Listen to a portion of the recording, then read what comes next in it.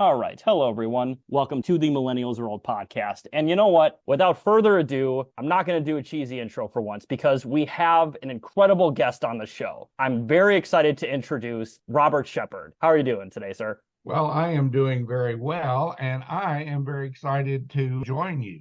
Thank you once more. We've been looking over, we're just talking before we started about going over sort of your filmography and your career and just how much you've done. Just thank you so much. I'm sure you'll have a lot of interesting things to say and stories for us. I've been looking forward to this for the last 2 weeks or so.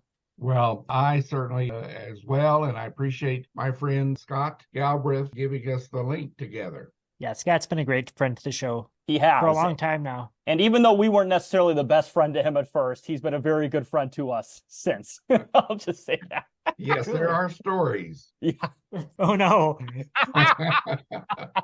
You know what? But we'll definitely get into a little bit of that, too, because I'm very interested on your opinions of maybe a particularly notorious film in your filmography. But I'm just curious about your origins. So were you always an actor, or is that just something you kind of came into as an adult or recently? What I can say is I always wanted to be an actor. I was raised actually on a farm in the Missouri Ozarks. And from the time I can remember, I was fascinated by movies and I wanted to be an actor. I just couldn't quite figure out how to get to the farm into the movie. So it ended up taking actually a long time, but through the good Lord's grace and persistence, I've had the opportunity to be pretty well a full-time actor for the last 30 years. No, absolutely. And, we did a little bit of research on your IMDb filmography, and man, there are just incredible credits here. And I know, Brian, I'm sure you want to go over a couple of them too, but we've been watching you our whole lives, Robert. Yeah, essentially. You just didn't know it. Yeah. Yeah. So I see one of your earliest credits is a Charles Bronson movie called Raid on Entebbe. I see Major Payne, of course. I think Brian and I were both talking about that one. National Treasure, one of my favorite movies of all time. Just in general, are you more of a character actor, or are you an extra, or does it run the gambit? Well, let's say all of the above. When I first starting out, I did anything that I could to gain experience and make contact. But it goes back and forth for a long time. Actually, my first encounter and my first national TV debut was in 1970, and I was bachelor number 2 on The Dating Game. Oh, that really? So, but if I had been more mature after high school, even maybe, or certainly after college, I would have gotten on a bus and headed to New York or LA because that's what I really wanted. But in all honesty, I wasn't quite mature enough to really be out on my own in that big area. But one summer while I was teaching school, I went out to LA and I had an aunt that lived in San Fernando, and I had heard about The Dating Game. But you have to understand the times. Back on the farm, we only got one channel because we had this long antenna on a pole. I'm really dating myself at this point, but it didn't get The Dating Game. Yeah. But I knew about it because I was always reading and trying to find out about different things. So I thought, well, I went out to actually make a demo record for a record producer that I'd gotten acquainted with. Another trip I'd made to LA the summer before. But I thought, gosh, it'd really be fun to be on TV. So I called up the production company, having never seen the show, but I kind of knew the concept. And they said, oh, sure, Friday night, come out. We've got a lot of folks coming and glad for you to come. So I and about 200 people showed up, and they ran us through in groups of about 12 each, threw these crazy questions at us. And they said, well, don't call us, we'll call you. But then lo and behold, they called me for a callback. So this time they'd winnowed the group down to a little smaller number, but the same thing, throwing questions at you and seeing how you would respond. And then lo and behold, just when I was getting ready to fly back to Missouri, because I had a teaching contract, they booked me for the show. So here I was, I'd accomplished my goal. I was very relaxed because I had accomplished what I had set out to do, which is be on TV. And so Jill was the young lady who was going to be selecting among the three of us. And she had, one of her questions was, well, what do you spray all over yourself to get rid of the ugly girls? And I said, well, actually, my dear, I've never been an ugly girl. They're all beautiful in their own way. That's so good. And the audience clapped and I was really having fun. But then to come time to pick, and lo and behold, she picked me. So I was selected for the date. So when we're backstage, I said, "Hey, Jill, why did you pick me?" Thinking she'd say, "Oh, Bob, your answers were so clever." She said, "I was so nervous. I couldn't remember what anybody said, but I liked the sound of your voice." Well, so that was the debut back in 1970. And there were a lot of other starts and stops in between in trying to get into this world of being an actor.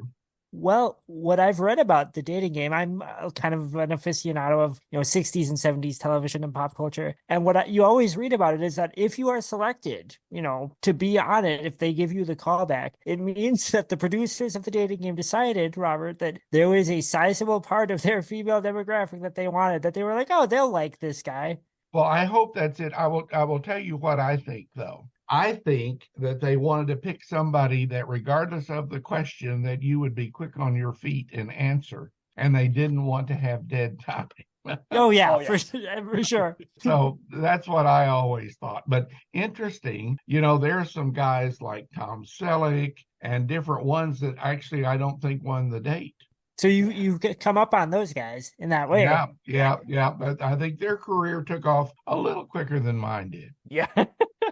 Well, so speaking, I guess, of your start, because you say you'd always wanted to be an actor, always wanted to be on TV. Was there a particular film or a particular maybe performance that you remember seeing and just thinking like, gosh, this would be great to do, that really resonated with you, that you can recall? Well, what I recall is back, you see, I'm kind of an old guy. So when I was young, it was cowboy movies. I grew up in the era of Roy Rogers and Lone Ranger, and I just thought those were the greatest. I loved them. And I think sometimes when I was out playing as a little kid, instead of just playing cowboys and Indians, I think I was playing Let's Make a Movie playing cowboys and Indians. Directing the other children around. Yes, that's right. Trying. Yeah. But no, absolutely. Westerns, obviously a classic genre and stuff like that. And I can imagine that was probably a very influential thing, especially, growing up in a rural area, like you mentioned. So you said Ozarks, was that correct? Yes, the Missouri Ozarks, extreme southern Missouri, probably about 40 miles from the Arkansas line. Oh, I'm trying to think. That's not like Branson area, is that? Well, right? Kind of, but you got to go east from Branson about an hour and a half. Oh, okay, gotcha. Because I've only been to Missouri once, and that was just tail end of last year, so not super familiar with the area. But no, honestly, beautiful area, definitely, yeah, very, mountainous, hilly, green, etc. I was actually just in Cahokia, if you're familiar with that area around St. Louis. Well, St. Louis, of course, but you named one I don't think I've actually heard of. That's very interesting. It's actually the remains of the largest Native American civilization before Columbus came. So it's very interesting. Oh, for sure. Yeah, no, for sure. Absolutely. But no, yeah, that's very interesting. You talked about the dating game being what you said your very first appearance. Was that correct? That was my national TV appearance. Yes. That's really fascinating because I'm just seeing a lot of your early credits here, and it looks like from there and then the 70s and then just a pretty big gap from there until I see Major Pain and then pretty consistently. What were your plans in the 80s and late 70s? Well, what happened then is after I went back to teaching school, I probably could have sort of not gotten involved with the Vietnam War. Not that I particularly wanted to, but I was a teacher and I was getting deferred, but I ended up deciding that I really didn't want to get deferred. Not so much that I was a gung-ho hero, but I think actually I looked around and I sort of said to myself, if I don't do something to get me out of this it wasn't a bad rut. I enjoyed teaching school and I enjoyed my experience in the Ozarks, but I think I felt I had to do something pretty dramatic to cause me to move out of that so that I could ultimately get into the area that I really wanted to. So ultimately, I ended up having to go back to my university and I enrolled in grad school, got a commission through Army ROTC, got commissioned. I also, by the way, met my wife there, which was an extra bonus. And so we did our normal tour there from 72 to about 4-year period there to 76. And then I resigned that commission, which had been pretty hard earned. and my wife and I moved to LA. And so there is when I started picking up things like Radon and Tibby, doing some extra work there, The Amazing Howard Hughes with Tommy Lee Jones. And then I also was going to a radio and TV broadcasting school in order to draw money on the GI Bill and have a little income coming in. And so I also went to a commercial actors workshop, and the ladies were casting directors for commercials, and they were very kind. They really liked me. They got me signed up with one of the top commercial agents that just handled actors for commercials in Hollywood. And I began to go on an audition or two. And then our daughter was born, and then 10 days later, my wife had an aneurysm. But she was miraculously, totally, completely restored with no debilitating effects at all. But by that time, we were considerably in debt. I really didn't have a job. So we ended up moving back to the Ozarks again, teaching school. I joined the National Guard, and then through the Guard applied to get back on active duty, and ultimately stayed until I retired from the Army way back in 96. And so, but when we got to this area of Virginia, I was a public affairs officer, and we were involved in video production, and I got as close to the business I wanted to be in that I could be in the Army and still being relatively comfortably paid as an Army officer. But one of our first productions was a video promoting ROTC. And the ladies there that were consulting on the thing said, well, and I told them I'd really like to get into acting. They said, why don't you get an agent? So they gave me a name. So early on, when we first got here to Virginia, I got an agent, and I started going on auditions. I ended up booking a series of Hardee's commercials, which I had no idea, but they were a SAG-sanctioned shoot. So therefore, I became eligible for SAG. So by the time that I actually retired from the military, here now, we're in the 90s at this point, I had an agent, I had a headshot, I was actually a member of Screen Actors Guild. And so I knew then when I retired what I wanted to do. And thank goodness, I've also said because I had a military retirement coming in, I could afford to be a freelance actor. Oh, that's And honestly a phenomenal story. Thank you so much for sharing that part of it. Because yes. and especially when you're, as I was mentioning earlier about your, I don't know, maybe return to regular acting. Yeah, I see a lot of like military roles. You know, I see, of course, Major Payne, G.I. Jane, etc. And was that how you were able to get some of those roles? Was your military experience, or was that just like sort of a coincidence? No, I don't really think because that I was in the military, maybe a couple of them, but for most of them, you just signed up to whoever the casting director was, and they looked at your photo, and if you sort of fit the description, they hired you. I ended up spending a lot of time in DC in those earlier years because so many of the major, which were about 3 hours away from DC, just so you have a reference, but the major movie companies would be coming to DC all the time because while they did not film the full movie there or TV series there, they wanted to get the monuments, the White House, all of those things. So they would come into town for about a week, and they would bring their actors with them and then place them in where they needed to. Then they'd go off to either Hollywood or Vancouver to finish the production. So I would probably work on 4 or 5 of those movies a year in the earlier days until finally I began to break in and started pretty consistently end up getting principal roles. And I would say, yes, probably as a character actor, which was one of your earlier comments, although I certainly have had several leads in films as well. No, absolutely. And I hope you didn't take that as an offense. We're not necessarily film people. I just didn't know quite what the term was, but No worries at all. And I seldom do extra work these days simply because almost everything I do is principal work, but I never put it down because I actually felt I learned an awful lot by being a movie extra. You learn what it's like on being on set. You end up meeting some really interesting people. Sometimes you can make contacts to other projects. So while I really don't do it very much now, I really felt it was a really good learning place for me. The other thing in the earlier days that was really more critical to moving me in the direction of being a day player, if you will, is we had a studio here in a place called Suffolk, which is part of our Hampton Roads area, called New Dominion Pictures. and they made all of these true crime stories like The New Detectives and FBI Files and The Prosecutors. And I probably did at least 50 of those shows, most of which were improv, but I played all kinds of characters. Sometimes I was a policeman, more policeman probably than anything else, but occasionally I was even the victim or I was the father of the victim. But what an incredible learning experience this was to be in front of the camera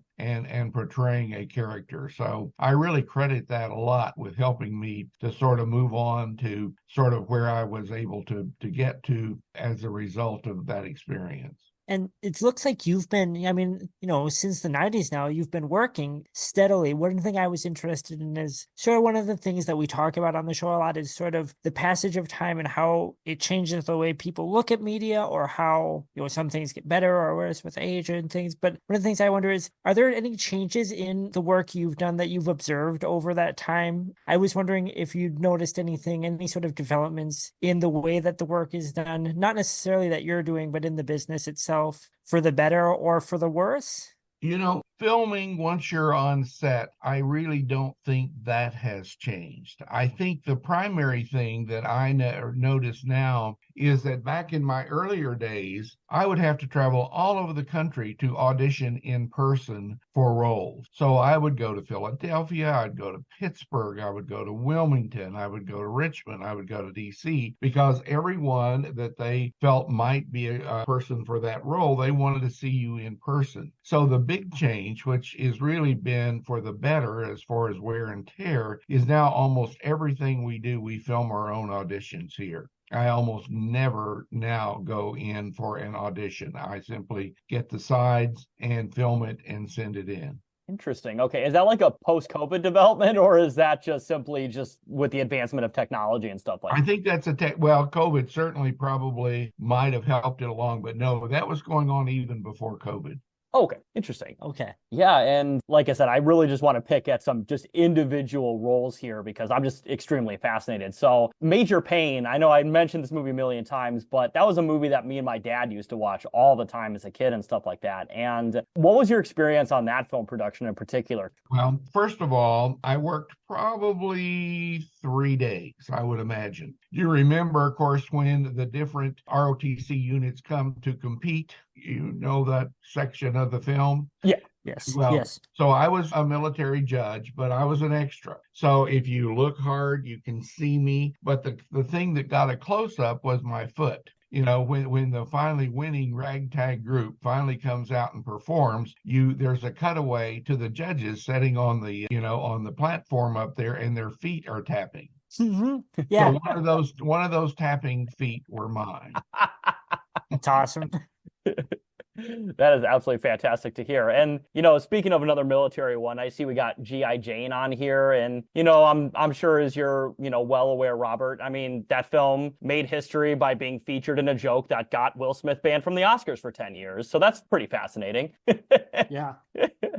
Yeah. And then I know, Brian, you were also talking about Hollow Man, because I remember that's a movie that I'm pretty sure both you and I have seen. Yeah. I'm a big Verhoeven fan, and I think that's a really overlooked movie. I was wondering if you had just anything about your experience on Hollow Man. I was curious about. Well, it was in DC where my scenes were filmed. And actually, I was in a restaurant scene with, I think, Elizabeth Shue, but I don't remember that I showed up. But I also did driving in that. So a lot of times, some of the things they would do is they would pay you a little extra if you used your vehicle. And when they were moving the scene around and people are driving cars, well, all those are people they've hired to drive those cars. Okay.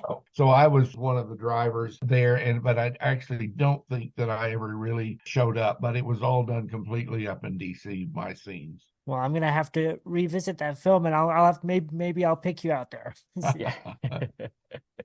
And then as well, I mentioned National Treasure earlier. That is actually one of my friends. I think it's their single favorite film of all time. What was your experience on that? Because I see Guest at National Archives. I think that was the scene where Nick Cage goes to like the gift shop or something like that. Is that correct? I don't remember. But the scenes that I worked in, first of all, the first time that I went up to do it, And the scene basically that had the extras in it, if you can remember, there's a lot of well-dressed folks going up the steps to the National Archive building for this big reception they're having, if you remember that. Oh, yes. Okay. I do Yes. remember that scene. Yes. Okay, well, the first night that I went in there, it started raining and we got rained out. So I had to come back like a week later, but finally we did. Now, that one is interesting because as you see the folks going up the stairs, if you freeze frame it, I can find myself. But that's one of my favorite movies too. I love that movie.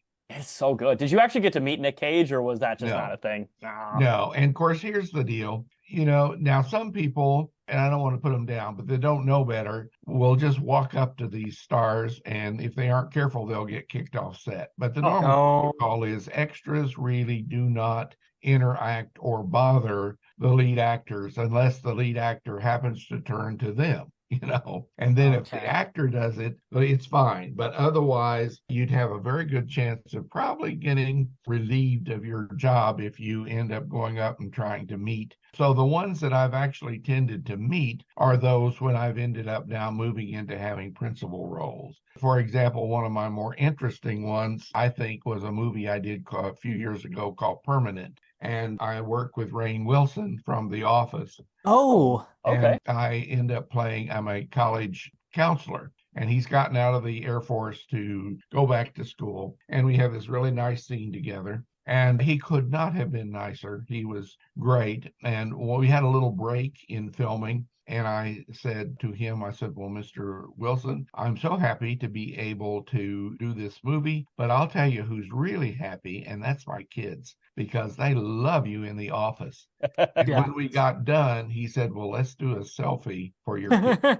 That's fantastic. That's fantastic. And, just to kind of go on top of that question there, are there any other like notable people that you've met or just most interesting or just greatest experiences with other performers? I have great memories of so many, and we could just probably be here all night and turn this interview into the Gone with the Wind of podcasting. But I will tell you one that has to be the highlight. And I got a call from my agent, and this was in person at the time, they were still doing that, to go to Richmond and audition for Spielberg's Lincoln. And so I did the audition. I felt very good about it, and I could tell from the casting directors that they felt good about it. So I thought, okay, good, I'll probably get a call back. Well, maybe 2 weeks later, all of my house phone, my cell phone, everything started lighting up, and it was my agent, and she was very excited, and she said, Bob, you have been cast as Dr. Joseph Barnes in Spielberg's Lincoln. And Dr. Joseph Barnes was the attending physician after the president had been shot, and he actually announces the date and time of the great man's passing. So it was an incredible film experience. I go up, and they created a Union uniform for me as a brigadier general, as a military doctor. Then they kept putting off my scene date, so I wasn't quite sure about that. But finally, on the very last day of filming, it was the day I came up to film it. And it's the one scene, but it's where they're gathered around the bed. And of course, Daniel Day-Lewis comes in. He never says a thing to anybody. He comes in and lays down. And I they gave me a wooden stethoscope, or version of it, which who knew? It's like a wooden cone, but apparently if you put it like on the patient's chest and your ear to it, it would amplify breathing sounds. And I had that in my hand. And so I'm directed now by Steven Spielberg. He's directing me. Yeah. So I tell you, that's pretty high cotton for a country boy to be there with Daniel Day-Lewis on the bed and Steven Spielberg behind the camera doing the shots. When I was looking over your filmography, actually, Lincoln was the film I saw on there, and I had a flash in my head, and I remembered you in it, and I was like, oh, and I was kind of not taken aback, but kind of, it just hit me when I saw it, and I was like, oh, that's crazy, just that, it's a Spielberg movie, not your first one either, but still. I'd actually worked on a Spielberg film before as an extra, a movie called The Minority Report. I don't know if you know that film, but it was Max von Sydow is addressing this group of, they're kind of in vintage ball gowns and tuxedos and things, and he's addressing the group. Well, that was the scene I worked in. And of course, Mr. Spielberg was there, but of course, we never said a word. But when we're now moving fast forward to Lincoln, we probably filmed the scene 25 times because the camera would move. So I repeated everything over and over and over, just like he wanted. And thankfully, I really didn't get any change once he got the rhythm of it the way that he wanted. So, but the camera would move and we'd probably shoot it 5 times with that angle, then it'd move again. So we probably did 25 takes, I would guess, because he wanted to get that critical scene right. But then when it's all over, which was the last day of filming, I had to go back through set after changing wardrobe. And Mr. Spielberg was saying goodbye to one of the hairdressers. And I just stood and he came over to me directly. And I thanked him very much for the opportunity. And he could not have been more gracious. And we had, I call it a private conversation because I don't want it was beyond anything I had hoped, but it's the conversation that I'll always treasure with him directly. That's amazing. That really is. That is honestly amazing. And like, I was just looking at some more credits here. I made a terrible Chris Rock and Will Smith slap joke, but I didn't realize you were in a Will Smith and a Chris Rock movie as well. Yeah. So I don't want you to have to take sides on that one, but I know that was such a long ago controversy, but. Well, it's a good thing we're not together. I might have to slap you. Yeah. But speaking of righteous slaps here, so it seems like recently you've been doing a lot of like faith-based films. Is that a particular like niche that you're interested in, or has that also just been kind of something you've fallen into? No, it's something that I really do enjoy, and I look forward for opportunities to do that. They're probably my favorite of the films that I do. For sure. No, absolutely. And like, I'll be honest with you, I've seen, of course, Lucifer and the Father, which we will certainly talk about later on in the interview here. But, there was that Sean Justice movie about, it was like a true crime story. Were you in that one? Because I could have swore I saw you in that one. Yes, I was the detective. Oh, yes, I remember now. And like, a lot of people kind of, besmirch faith-based films. Unfortunately, Brian, you and I both did that a little while ago, but your faith-based films are definitely better than a lot of the faith-based films I've seen. So I will definitely give you that. Well, thank you. And that is one of the challenges, is because so many times the faith-based films are really low budget, and they sometimes you're really fortunate to have a really great crew, and other times maybe not so much. But I really do look forward to those opportunities for sure. And I've done several over the last few years. Let Me Have My Son, I Want to Jump was one of the recent ones that I did. Another one is called I Can't Breathe, God Forgive Them. And then one that I actually produced a few years before that called Past Shadows, that's currently streamed and available on lots of sites as well. Absolutely fantastic. Yeah. And I did want to talk a little bit about Lucifer and the Father before we get super duper into it, but your performance in that is really fantastic. You have a great speaking voice. You speak with a good amount of authority in it. It was very good. I think you did a great job in it. I want to be honest with you. Well, I appreciate that. And it was an incredible role. It really was. I could not believe the way that finally that the script ended up coming out. And Sean Justice and his wife, Sarah, took Scott's initial script and really added a lot of dialogue. My initial time when I got that script, it was like 14 pages. And then about 2 weeks before I was heading to Oregon to film it, it ballooned up to 24. And some of those passages were like monologues. So yeah, it was probably one of the more challenging roles that I have ever had, in addition to just, sort of the magnitude of who do you think you are that you can play God kind of thing. That was kind of my next question leading in. Sorry if I cut you off there. I've watched Lucifer and the Father now 3 times. I watched it again in preparation for this. Does that, obviously the role you're taking on is, it's a role of some magnitude. Do you feel like, was there a struggle at all to think of like, well, how do I interpret this? Or, what's the balance of, because you find a voice there. I felt like, it's this balance of, like Taylor said, authoritative but gentle. But did you feel sort of any apprehension about interpreting, God, or did you find a voice you were pretty comfortable with? Surprisingly, from the time we started filming, I really felt that I was able to move into that role and feel pretty comfortable with it. And of It course, seems one of like the it. other challenges is just, hitting your marks and memorizing your lines in addition. But then there became this kind of dynamic I felt between Scott and me that I hadn't quite expected, in that I ended up actually kind of treating him like he's kind of a wayward son.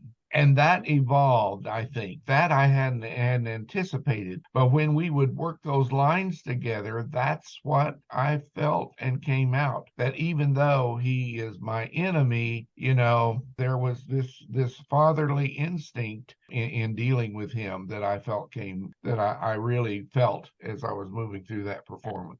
Yeah, what really resonated with me in that film, and I'm looking forward to seeing more, is the chemistry between you guys, because you really have a sense of, history there. I really like this sparring between the two of you there. I think it works really well. Well, thank you. I hope a lot of other people feel the same way. Because No, we are absolutely. trying, as you know, to get another episode filmed. Yes. Yes, and I've read some of the YouTube comments on the Lucifer and the Father YouTube upload, and yeah, I mean, they're pretty glowing. I'll just say that, especially towards you and Scott's performance. So, but no, yeah, I mean, I've now seen it 2 times, one in preparation for this interview here, and yeah, like I said, it's very well produced. Of course, talk about Oregon, very beautiful natural landscapes. I know, Brian, you and I have definitely seen our fair share of beautiful Oregon, landscapes in the past. Well, much of, I think, of the success, in addition to, the dialogue, was Sean Justice. It was his idea that as we were going into these conversations, is that God would transport us to these different locations. And I think that added such a fresh concept to it, because the original concept was Lucifer and the Father were sitting at this table, which they do. But then, Scott's idea, well, let's move the dialogue. So how about let's go to a mountaintop? How about let's go to a lake? How about a lava field? And so all of that was just visually stunning, I think.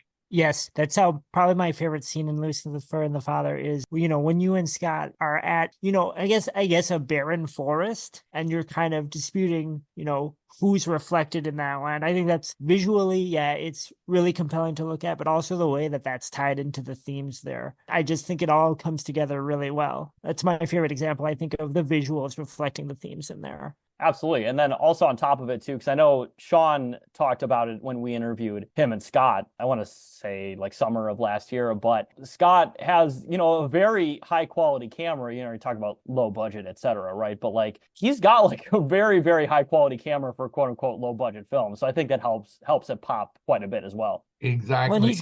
And then he is just incredibly daring to get shots. I mean, he literally sometimes was balancing on, a kind of an obscure rock with the camera, filming. I mean, he was really incredible to get the shot. He knew no limits. Fear was never part of what he ever experienced, I don't think. Did me sometimes. I'd say, whoa, yeah. What are you doing? Sean, I mean. No, absolutely. And you know what? We keep talking about faith-based films, Lucifer and the Father, but I want to finally get into what got the ball rolling on this, which we do have to cover it eventually, in my opinion, but The Reconcilers. So this is a movie that I would say out of maybe all of your roles, especially recently, has gotten quite a lot of notoriety on the internet. I don't know if you're familiar with the critical consensus. It seems like I have a friend that's kind of kept me posted. Yes. Oh, imagine that. But no, I mean, of course we reviewed it. There's a YouTube channel that reviewed it and it's got over 5 million views last time I checked today. What was your experiences on The Reconciler? I'm very curious on that. Well, first of all, it was very quick. I flew in and I think I was on set just 2 days. So mine scenes were pretty well back to back. And so it was really quick. I certainly enjoyed working with Sean and of course was able to get acquainted with Scott, as well during that time. But it was a good experience, but it was a quick experience. If I had a negative for me, it's I didn't get to see very much of Oregon. I flew in. I kind of saw is it the Cascades? Is that what you have out there? Plain view of that. And the rest of the time I was whisked from my hotel to set And then I was on my way back to Virginia. So my one regret, I just didn't get a chance that time to see the beautiful countryside that Oregon is, but I certainly got to do that when we did Lucifer and the Father.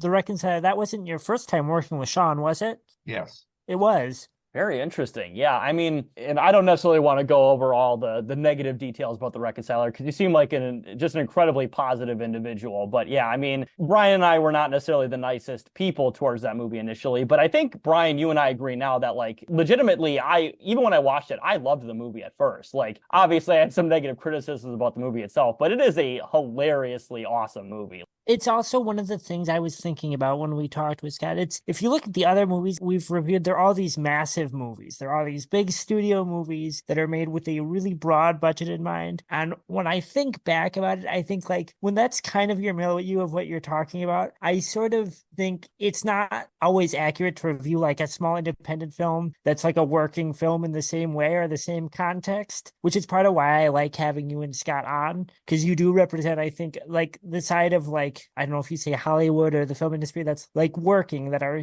doing ambitious things on limited budgets and, sort of because you want to and you have a thing to do, that doesn't always get reflected or that people don't always, speak to or, hear from. So it's kind of had me reevaluate some of my criticisms of the Reconciler too, is, like, this is a kind of, it's a different demographic, but also it's just a different level of resources. And when you look at it in that context, you're like, oh yeah, this is all made by people who are pretty professional and are, really working with what they've got, efficiently and to their strengths. So I've kind of, I won't say I don't regret reviewing the Reconciler. I feel like especially after our initial speaking with Sean and Scott about, because it just, you don't always think about what's going on. For me and Taylor, we're outside of the industry and the business. And then you get to think about it and you're thinking, some of those criticisms, they're maybe not really accurate or they're kind of knee-jerk. Well, I am, because of going through all kinds of low budget films and having actually produced 3 features, and I've also helped produce a few other projects. And because I know of the blood, sweat, and tears, if you will, they have to go through to even get a film made and edited and then find a distributor, I'm pretty empathetic. I'm not a super critic because, first of all, I try to look at it. What was the purpose of the film? And, did they achieve their purpose? And occasionally I'll kind of, that performance maybe was, wasn't quite the best, but I really, my heart goes out to anyone that tries to work in this business because it is certainly not an easy process. Oh, no, absolutely. And even on like a much smaller scale, like, I've been on multiple podcasts over so many years and I'll re-listen to some things and I'm like, oh my God, I can't believe I said that. Like, or I can't believe I missed this, or I said this information incorrectly. And like, there's no stakes for me because I don't do this for money. I just do this for fun. But yeah, especially when you're doing this for money and attention and, even accolades, depending on your level and stuff like that. Like if there's something that you felt like you could have done better or this or that, like the fact you missed out on that, I feel like people probably kick themselves all the time in the industry, or also praise their successes too on top of it. Well, one of the things I think when I think about, a film on the scale of The Reconciler or Lucifer and the Father, which I love the performances and I think it's really visually compelling, is I think about how many movies, like big movies, come out that feel like they weren't really made with much ambition or much care. And then I think, like, clearly, like, a film like that was made by people who Hello, everyone. This is Taylor with a quick editor's note here. Unfortunately, Brian's power went out near the end of our interview here, so it was just me and Robert for the rest of the interview here. So I do apologize for the cutout in audio there in Brian's absence, but, we still made it work. So once again, thank you very much for listening to our podcast here. Now let's get back to the episode. I think Brian may have cut out here. He's experienced a bit of an ice storm in Oregon, so he told me his audio might cut out. But no, yeah, I mean, we were talking obviously about, the Reconciler and Lucifer and the Father and all those various things. And like, we were not necessarily the kindest to the Reconciler when we reviewed it. But, when we talked to Scott and Sean, going back on Brian's point a little bit, like it did very much make me appreciate the process of making films that I didn't understand before. Like, the fact that you said you were only on set for 2 days and Sean said, I think it was only like a 10-day production or something like that. Like it was genuinely pretty crazy on just how much they were able to get done in so little time and stuff like that. Like, just curious, do you have any other like funny experiences where you're just like, you were basically shuffled on the set for like a couple hours or whatever, and you had to just kind of get in like 1 or 2 takes or whatever? Well, one of the things that I have done a lot over the years, and actually I still do, I have one coming up, is I actually still continue to work in student films. Regent University, which is located in Virginia Beach, has a great film school. And actually my first starring role back in about 1991 was a movie called By the Sword, and it was a Regent student film. And I have worked with them over the years. So with those, they are really even on a more limited budget many times than some of your lower budget independent films. And they just have to move in pretty quickly and try to get it done. Now, initially when I started with them, though, they were actually putting them on film back in the earlier days, and with those you would get 2 takes. I think that's all they could afford. So you either get it or you didn't get it. And I actually have made a DVD of this movie called By the Sword, my first one. I just got it made, got to rewatch it soon. But when I have watched it, I kind of cringe at my performance. I wouldn't trade anything for it. It was a lead role. I even got to do some stunts. So what a learning experience. But it was one of those that it's kind of cringeworthy when I watch it. No, absolutely. And, even on a much smaller scale, like I mentioned, like I've been on a million podcasts before in my life and stuff. And I've actually like interviewed, people who have been in the business outside of this podcast right now and stuff like that. And like, once again, I'll re-listen to those, and there's things I like and there's things that I don't. And I think like, why did I say it this way, or what could I improve on and stuff like that. So yeah, I mean, just like, entertaining people and putting out content and putting out art, like you just work and improve on it over time. So, but even in your performance in The Reconciler and then in Lucifer and the Father, like granted you were given a lot more to do in Lucifer and the Father, but I definitely saw definite, I don't know if improvement's quite the right word, but you know what I'm saying, you know what I mean. But no, I'm very interested in seeing a part 2, and Scott has very much talked about the GoFundMe and stuff like that. So just curious, do you have anything else to plug besides the GoFundMe for Lucifer and the Father? Well, there is one of the things that is out there. There's a movie I produced called The Mardi Gras Man, and I have a supporting role, but it is currently on Amazon Prime. It's on Tubi. It's on several streaming sites, and it was filmed totally here in my home area here, but it's one of the more recent productions that I've done, and I would hope that people would try to find The Mardi Gras Man and watch it. The other thing, if there's anyone out there that would be interested, one of the things I have done after doing a lot of interviews sort of like this is occasionally people would ask if I'd ever written a book about my journey from how Boy on the Farm finally made it into the movies. And for years I hadn't, but I have now. It's a book called Delay Is Not Denial, My Story, and it lays out all the ups and downs. And I think one of the points of it, though, is if you have a dream, you should not give up too soon, because many times things don't always happen in the time frame you would like them to. But if you really stay consistent, take advantage of what opportunities come your way, then ultimately, and I certainly think my case is an example of it, you can have the opportunity of kind of achieving that lifelong dream, which in my case, it was being in movies. But I think the same thing could work. Maybe your dream is to write a book. Maybe your dream is to start a business. Maybe your dream is to start a podcast. The thing of it is, I see a lot of people that end up giving up before they have given it the full opportunity to happen. No, absolutely. That's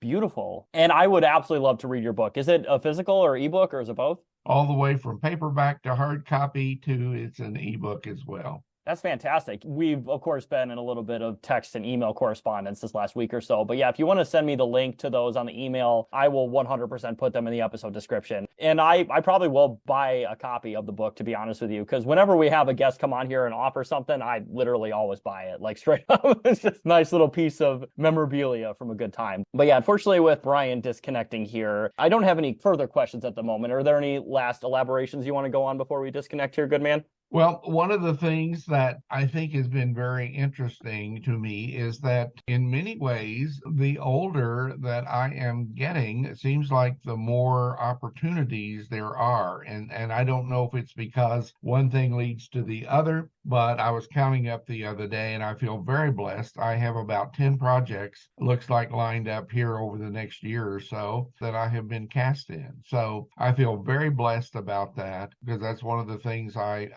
hope I'll be able to do, is to continue working, telling stories, and, just hopefully people will end up being blessed by that.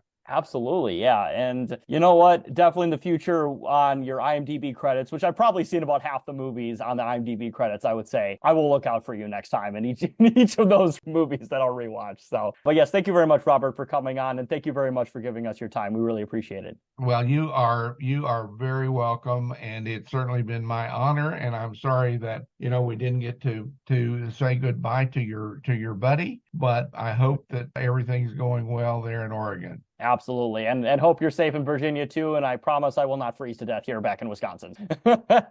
Thanks so much. Absolutely. Have a good night, sir.